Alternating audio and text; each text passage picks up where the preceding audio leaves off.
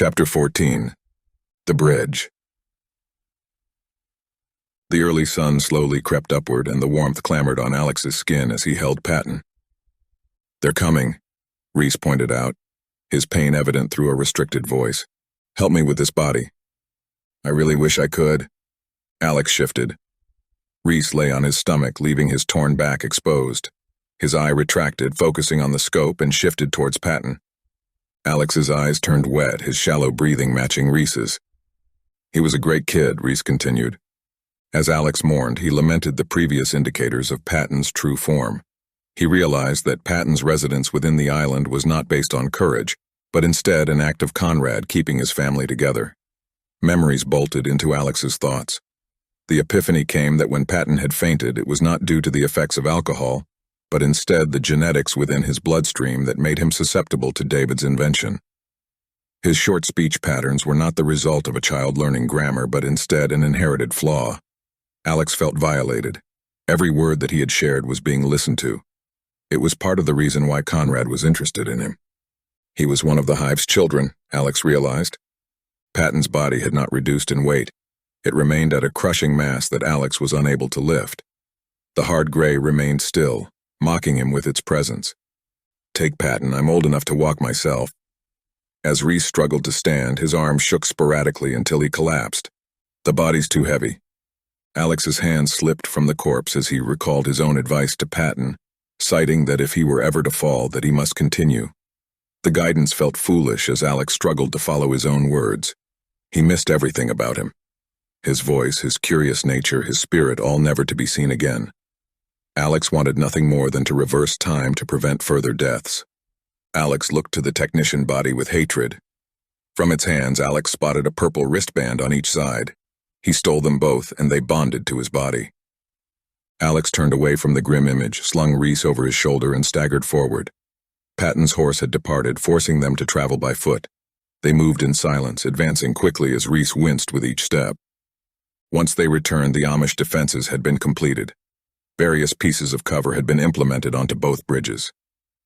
Nets that had the illusion of being a plain surface were placed between the bridge and Eric's field, used to plunge one into danger once a foot collapsed onto it. Alex's request for sensor bombs had been honored. Reese stumbled ahead, coming into contact with both David and Takeo before Alex. The way that he spoke made it clear that he was speaking about the death of Patton. Reese was led back to the housing area, as a woman had offered to take care of his wounds. Takeo approached Alex. David gave him a nod and returned to the tent. "Alex, I'm sorry." "I know. We can't let emotions—" "Stop," Alex warned. Takeo was not taken aback by the command as he looked past Alex into the horizon. "They're here." A formation of technicians jetted forward through the airspace. Metal wings propelled by blue fire blessed them with flight. The defensive measures on the ground would be useless. Once the enemy was close enough, the Amishmen made their first stand. Many of the aerial warriors were shot down by a concoction of gunfire, arrows, spears, and thrown knives. They spiraled downward both onto the bridges and to the river underneath. The technicians above worked to destroy what was below. Their guns were able to make considerable damage to the bridges and the soldiers who fought on it. Many of them moved past the main battlefield altogether and instead moved towards housing. Alex activated both his cannons, instantly sensing that they were different from what he had previously owned, for he now had the ability to craft weapons based on personal handiwork, being no longer restricted by simple plasma blasts. Technician ground forces arrived. They matched the Amishmen in their choice of weapons, wielding swords and shields with the exception that their own were bordered by the superior plasma. Within minutes, the Amishman defensive line began to crack. Many had fallen, others began to flee from the inevitable enemy, hoping to preserve their own lives. "Hold the line," Alex repeatedly screamed. His words shifted morale. Those considering running cemented themselves in the skirmish. Alex projected plasma blasts in the air against the reduced aerial forces, most of which had either died, flew past the skirmish, or stopped attacking due to the presence of their own within the structure. Alex pushed his way to the front of the metal bridge where a trading of intense swordplay took place. The technicians cut through the Amishmen with efficiency. Alex vowed to change that. "Step back." The Amishmen heeded his words. They stopped attacking and Alex used both of his arms to produce a flat shield in front of them. Multiple technician weapons embedded themselves within the shield. Now! Alex released his shield, and with it came a counter from the Amish, their metal weapons producing vital strikes against the technicians. Now! The same maneuver worked for a second time. Alex differentiated the third. He used his cannons to form a block wide enough to push those in its way off the edge. He released it, and with it came the downfall of many technicians. Screw the Hive's rules, a technician decided. He tossed aside his sword and from his hilt withdrew a pistol. The enemy's arm was dismembered, but soon many technicians began to trade ancient weapons for plasma. Retreat, I have an idea, Alex demanded. During the departure, the Amishmen were able to make small indents into the enemy's forces. Once back onto the surface, cover was provided for them. One of them being the large blue spheres of a BN-10 from Tokyo that tore into clumps of the enemy. The Amishmen took the position of being in constant movement. They would shoot, then scurry to a different location, ensuring difficulty in hitting them. Alex did the same as his rage boiled. Each technician he killed was deemed as a direct insult to Conrad's will, revenge for Patton's life as a prisoner. The antagonists eventually slaughtered all Amishmen on the bridge and poured forth onto the ground. Sensory bombs now. With Alex's call, the entire bridge detonated at various points. The technicians that had filled the bridge perished, either evaporated by the explosion or from falling below. As a countermeasure, the technician flyers hovered to the ground in order to counteract the Amishmen's avoidant nature. The EMP, Alex called to Takeo. Down.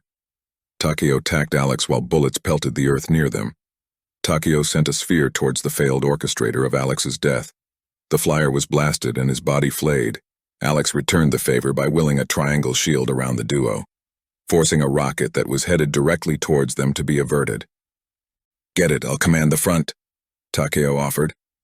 Alex took off while Takeo screamed orders that rallied the Amishmen towards cohesion, advising 2 Amishmen to focus on one flyer at once. Alex sprinted in an uneven pattern of breaking left and right, throwing off those in pursuit while his arms were raised to craft a sphere around himself.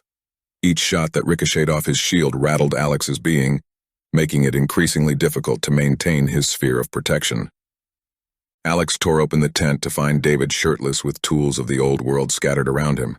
Sweat dripped from his body, and he had a look of sheer concentration on his face.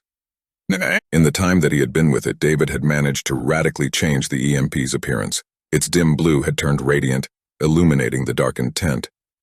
Instead of a low hum, a boisterous crackle of energy emerged from the machine. I'm finished, but I need to increase the blast radius, David explained. How much longer? Alex asked. A blast from above shattered through the tent's top and almost hit the EMP. There's no more time, we'll need to move it outward. Get your weapon, Alex said. This is all that's required. No. David picked up 3 impulse crystals that lay on the table below, placed them within his pocket, and wrapped his hand around the metal ring that surrounded the base of the EMP. Keep those on, David said. You can craft a beam of energy for support. Alex created a small hook and shackled it to the bottom. His attempt failed as the crushing weight of the EMP made it difficult to concentrate, and his creation broke. You have to focus, forget the illusion that it's impossible, David encouraged. Alex placed a rectangle underneath the object. It lifted off the ground, slightly releasing strain, allowing the duo to move with minuscule steps. Once they reached the door, bullet fire hit right where the EMP previously was. Once outside, they discovered the battlefield's scope had changed. Both sides had been cut deeply. The technicians who had made it over the bridge were snagged by brutal traps that ensnared their legs with metal spikes, blown away by sensory bombs, and cut down by Amish cover fire. The Amishmen were bombarded by the flyers who matched the Amishmen's strategy of constantly moving, giving them the agency to avoid death and distribute it to others. Quicker, Alex demanded. The pace of their movement increased until a nearby explosion destabilized their path, resulting in the EMP toppling to the ground. No, Alex shouted. Protect us, David requested. Alex created a dual shield around them while David crouched to his knees to inspect the fallen Titan. Alex remained centered on maintaining the sphere as bullets came towards them from 2 different directions. Remain strong, it's all in your head, David encouraged. The words were taken lightly by Alex as pain shredded through his body. During his last seconds of resistance, a flat blue circle jumped from behind him which encircled the entire area. Alex collapsed as the harassment from his weapons ended. His cannons lost power without his consent. Their connection had been cut. His fear bounded as he considered the prospect of having to face the technicians without a weapon to counter them until he saw that the EMP had worked. The flyers plunged to the ground. The fire from their jetpacks had been extinguished. They screamed while flailing downward. Many curled in defensive positions, hoping to break the severity of their fall into both harsh rock and soft grass. Both gave them the same result. Blood flew from those impacted, violently ending their lives. The survivors stared in horror as their allies died in brutality against the backdrop of the orange sunset. "The rest will be hostages," Alex informed David. "Kill them," Takeo yelled from ahead. The technicians pleaded for mercy. The Amishmen were non-compliant. They cut down the defenses of technicians whose weapons of plasma were not viable against the onslaught. Alex's cannons made it difficult to move, forcing him to move slowly. "Wait, you can be hostages," Alex called. His words went unheard. He was forced to fight when a dethroned flyer approached him with a blade in hand, screaming for revenge. Alex bashed his right arm against the enemy's face. A weaponless technician surprised Alex with a sudden tackle. He used his fist to produce damage, and Alex found himself defenseless as the enemy had placed his entire body weight against Alex's arms. Alex shifted his body to avoid strikes, an unsuccessful endeavor until he altered tactics and lobbed a vial of spit that landed on the enemy's eye. "Your filth," the man screeched. Alex crunched upward and clenched his teeth around the enemy's ear. The flyer screamed and quickly withdrew from his position, his hands wildly coming to his ear in pain. Alex lightly brought the metal cannon down to his heart, when a sudden surge pushed it harder than Alex had expected, unintentionally ending the man's life. The power disappeared as fast as it had come. Alex arrived at the bridge and spotted Takeo leading the Amish. The BN-10 swung at his hilt while his long sword tore through enemies. It lacked the crackle of electrical energy, but the blunt metal edge contained enough power to slice through the bodies of various fleeing foes. "That's enough," Alex said as he gripped Takeo's shoulder. "They can be taken as prisoners. They're useful." Takeo stopped moving as his sword was near the neck of his next victim, who shook with surrender. "You know that I'm right," Alex urged, tired of the senseless killing. Takeo agreed with Alex's message. As he lowered his weapon, the other Amishman did the same. "Take them as hostages," Alex commanded. "Where's your camp?" Takeo asked. "We don't have anything here, but there is a hub." The Hives there?" The woman nodded. "That's what I'm looking for. Where is it?" Alex's cannon returned with full power. The flames on the woman's shoulder ignited. She rose in an attempted escape, but Takeo cut both her wings with swift strikes, aided by the green current that surrounded his sword. "I'm sorry, please." "What would the Hive do if you betrayed it?" "I don't really know. I imagine that it would." "Does it ever show mercy for betrayal?" Tell me." "I've seen it show mercy." Alex turned to the battlefield, and at multiple points, small streaks of the technician's weaponry returned. The power of his cannons had returned. The EMP had failed to leave a lasting impact. Only a few flyers managed to escape. "To who?" To you first. The Hive wanted us to only use our jetpacks and our melee weapons. It said it wanted you alive," the woman stuttered. "Me?" Takeo asked with interest. "I never got a name or anything, but the Hive does believe in mercy, preserving human life." "Well, I don't." Takeo drilled his sword into the woman's chest, ending her life. The escape of the flyers was underwhelming. Alex's misconception of the technicians' power left him with momentary relief, as it was famed that they had hidden technologies unseen by the world. But the skirmish showed that it was a manufactured lie to inspire fear. He decided those remaining alive could still be used within the alliance. The Amishmen reacted to victory in different ways. Some shared boisterous laughter and drank pints of beer. Others shed tears for those who had perished. A select few became reclusive. "I can interrogate Conrad myself," Takeo insisted. "What would you even say?" Alex replied. "I'm going to ask how many soldiers it has in Zone 6 up front." "It will kill you on the spot. If you're with me, he won't touch us." "You don't know that." "I was chosen. The reason why the technicians were not supposed to use guns was because of me. Could have been others too. Who else? Maybe Eric, Lonnie, maybe even one of the Amishmen that we don't even know about. You need to rest. That can come later. I want to hear from Conrad himself." Alex and Takeo departed quickly afterward. They only told David where they were going. With the metal bridge gone, they were forced to travel across the wooden platform. Once on the other end, they found and subsequently decided to use 2 of the abandoned motorcycles that allowed the technicians to travel swiftly. Having to head back to the path where Patton had died threatened Alex with pain. He stopped once they reached the mecha suit wreckage. Patton's body was gone. "Why are we stopping?" Takeo asked. "That's the man who killed Patton," Alex revealed. "You got your revenge.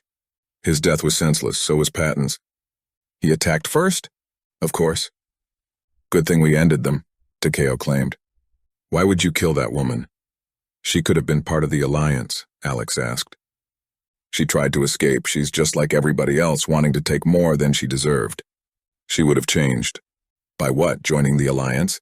"She would turn the moment something better came across here. They are all the same." "The technicians are, humans," Takeo clarified. "You and I are far from selfish. You held information that Conrad was a human back against the Amishmen. I did not say anything because I was weak. They don't even know that we attacked and killed some of their people. You said there would be peace after war. That is a lie. The chance that they would win was already low." Having his closest confidant unable to foresee their success cast Alex into rethinking his entire purpose. Takeo stared at the body within the wreckage. Its internal organs spilled onto the rock below. "He died harshly. It was necessary. If this is necessary, I don't want to be a part of this. Look at what I have done with my life." Takeo's fighting skills were unmatched by any other companion. He had the traits of a great commander, making it so Alex could not afford to lose his support as their final confrontation with Conrad drew closer. "I found out what the collective used to be. Humans wanted to take an alien planet." Alex did not ask why he was told, for he already knew the answer. The Hive had seen within Takeo the ability to lead, to become one with its army, worthy of vital information. "I know, it's a good thing we were stopped." "We never stopped. We stole Zone 6. Our alliance won't be anything like the collective."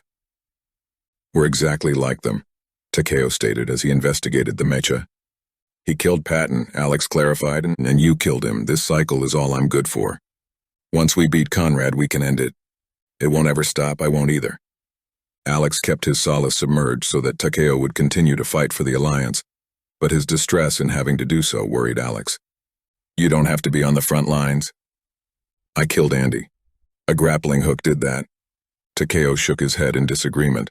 "That was the final blow. I held his head down when I saw it heading up. Sheila gave me the mission. She could see the type of person I was the moment that I came up. Somebody used to carrying out evil acts. A human." "But why would you say yes? If I didn't, we would not be allowed to use the radio. He wasn't even a threat to us, only to their legacy. He had the support of many libertarians and he would have better for them. I cut that down." Alex paused before responding. Andy was kind-hearted, calm, and aged. Unlike Lonnie, who was a reckless figure endangering those around him with his foolish antics. "The family has lied to us before," Alex admitted. "There may have been more to the story. If you want to survive, they can't be on your side. She has pledged to our alliance. She has no reason to stay loyal. Her son is with us. He left the island. He will probably leave here too." The suggestion pushed Alex's desire to check on Lonnie, but he pushed it away in order to console his friend. "You could stay with her and watch. This is not about her. It's about who I am, who we all are. If the Hive falls, more leaders like Sheila and Lonnie will replace them. Not just now, but forever. Your alliance will fall. We will go back to fighting each other. It won't ever stop, not until somebody brings it to an end. We can do it together. We can have a peaceful life." "I never said anything about a peaceful life." Takeo's fists clenched around his longsword. Its electrical shell around it returned. Alex activated his weapons and turned to face the incoming threat.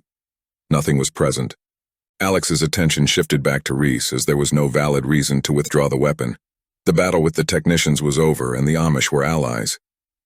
"I have to fight for what I believe in," Takeo revealed. Alex turned to him with heavy concern. Takeo withdrew his headband. Conrad's marking on his forehead became clear. "What would that be?" Alex accused. "If you want to bring peace, you need power. Power that the Hive has. He is the thing that destroyed the old world." It chose you.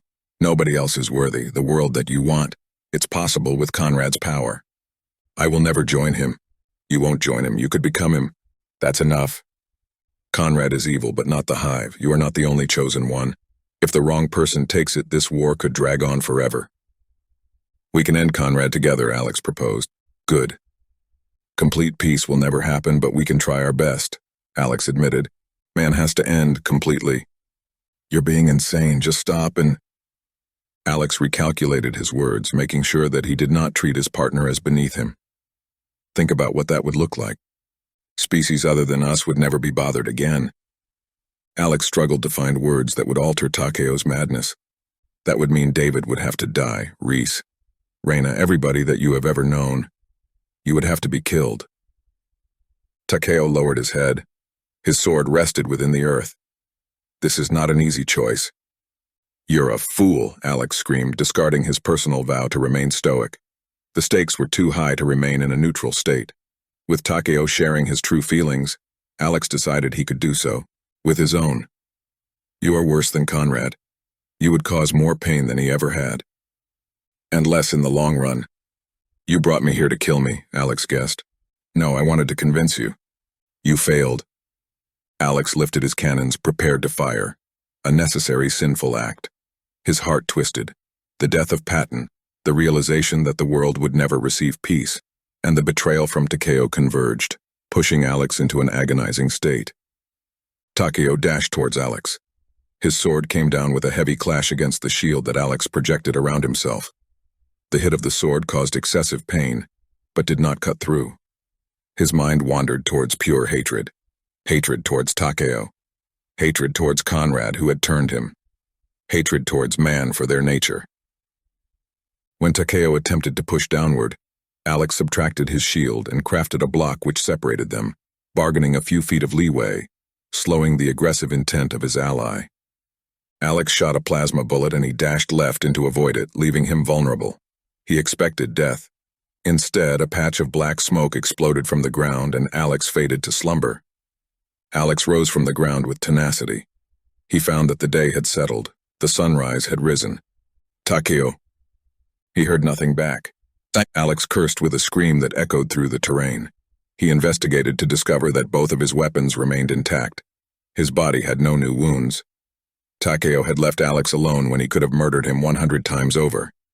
The only change within the landscape was the remnants of the smoke grenades scattered across the floor. The object had ensured the survival of both men. Without it, one of them would have killed the other. When Takeo's sword clashed against Alex's shield, the purpose was to bring forth death. Alex's shot was powerful enough to rip through Takeo's abdomen. Alex shuffled back towards the Amish, entranced by both thankfulness that he breathed and a desire to sleep forever. His mistakes that lead to losing both Patton and Takeo within the same day pounded at him, barring him from other thoughts. His ability to defeat his new enemy came into question.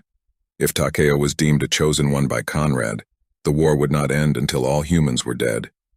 It would force Alex into a never-ending harsh war backed by whatever allies that he could muster.